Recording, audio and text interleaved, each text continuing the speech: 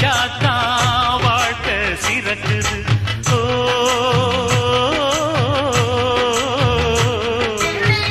சேலையோட துண்ட முடிவது எதுக்கு தெரியுமா?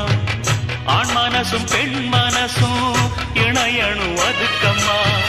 முந்தான முடிச்சுக்குள்ள எத்தனை விஷயம் பாரம்மா. முடிச்ச ஒத்துக்கிட்ட எல்லாமே வீணம்மா. பொண்ணு கழகு பொறுமையம்மா, உனக்கிருந்தா பெருமையம்மா. அது புரிஞ்சாத்தான் பொண்ணு, அத சொல்லுவதே நம்ம மண்ணு. அது